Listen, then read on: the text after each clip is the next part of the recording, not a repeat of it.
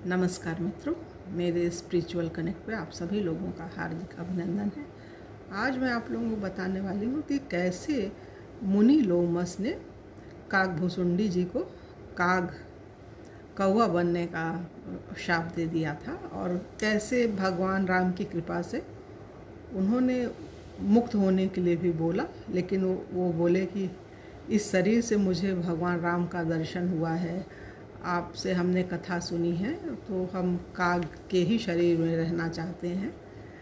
तो वो काग ही रहे। अंतिम उनको जब सबसे पहले कागभुसुंडी जी को भगवान भोले ने शाप दिया था तो 1000 जन्म तक वो रहे।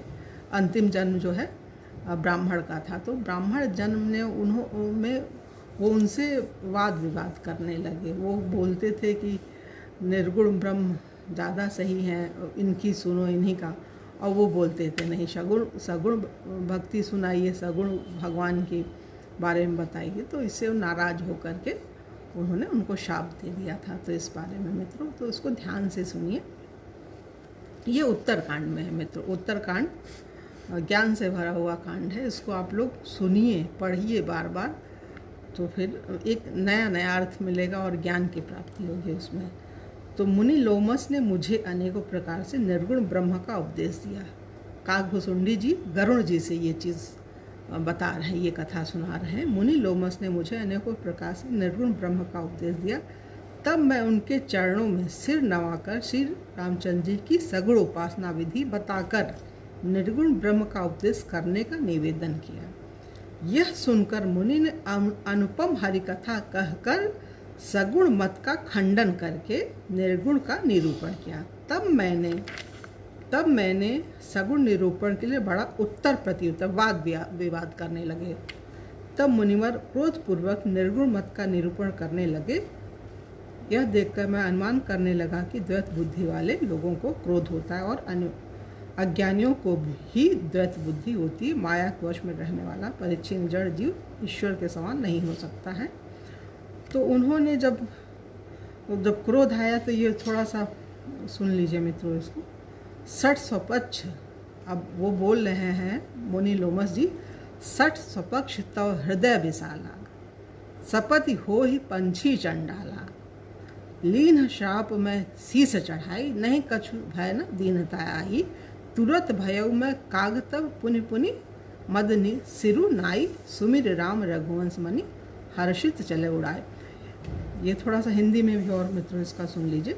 भगवान बोल रहे हैं कि मुनि कागभुसुंडी जी उनसे बोल रहे हैं गरुण जी से कि मुझे मन वचन और कर्म से अपना दास समझकर प्रभु ने मुनि की बुद्धि पलट दी।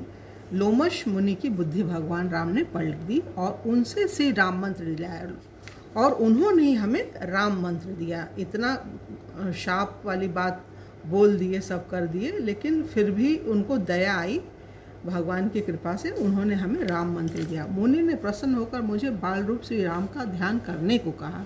कुछ समय तक वहाँ रह कर मुनि ने मुझे श्री रामचरितमानस का वर्णन किया, जो कि उन्होंने शिव भगवान की कृपा से पाया था। लोमस ऋषि को भगवान शिव ने ही ये राम कथा सुनाई थी। और श्री लोमस ऋषि ने कहा, हे कागभुसुंडी, और भी चीज़ें उनको बता रहे हैं। हे कागभुसुंडी, तुम्हें काल कर्म गुण और दोष और स्वभाव से उत्पन्न कुछ दुख कभी नहीं व्यापेगा। तुम श्री राम जी के सुंदर गुप्त और प्रकट मर्म के चरित्र सब बिना श्रम के ही, भगवान के जितने चरित्र हैं वो तुम बिना मेहनत के ही प्राप्त कर लोगे। और श्री राम जी के चरणों में नित्य नया प्रेम उत्पन्न होगा। आकाश में गंभीर ब्रह्मवाणी हुई कि मुनि का सब वचन सत्य होगा। यह कागभुसुंडी मेरा मन वचन और कर्म से भक्त है।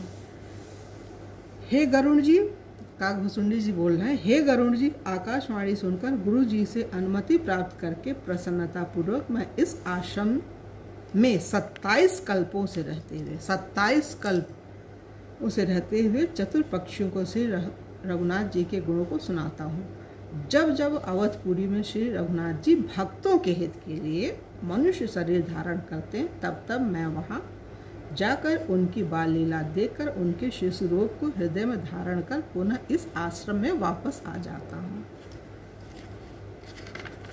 इस शरीर से प्रभु श्री राम जी का दर्शन मिलने से यह देह मुझे बहुत प्रिय है। ये काकभूषुंडी जी बोल रहे हैं मित्रों कि ये देह कौवा के हमें बहुत प्रिय है, इसलिए मैं इस देह को नहीं त्यागना चाहता हूँ, इसी में ही रह गया।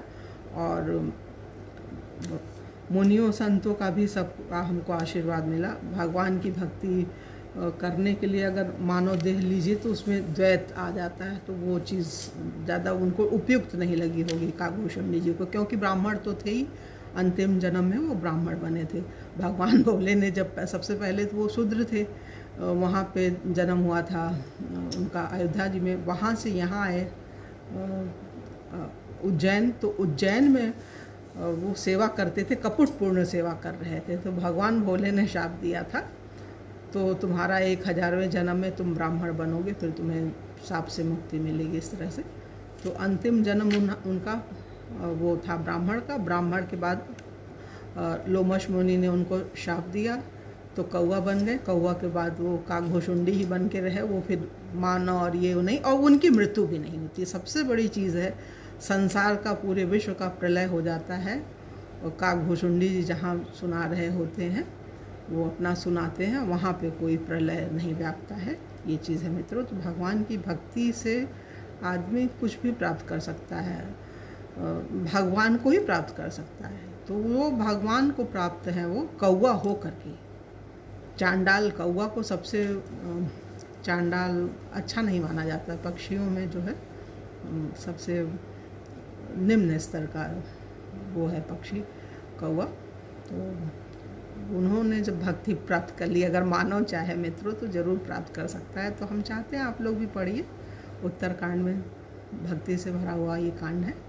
आप लोग इससे सुख शांति पाएंगे, अपने जीवन को सुखद और शांतिमय बनाने के लिए ये कांड अवश्य पढ़िए। सभी पढ़िए, जितने भी ग्रंथ हैं मित्रों सब पढ़िए, सब पढ़िए, और जिसमें आपकी सबसे ज़्यादा रुचि हो उसको विशेष पढ़िए और उसको अपने आचरण में लाइए, तब सुख शांति मिलेगी। ये चीज़ है मित्रों। तो आगे की जो कथा है वो अगले वीडियो में आप लोगों को सुनाएंगे।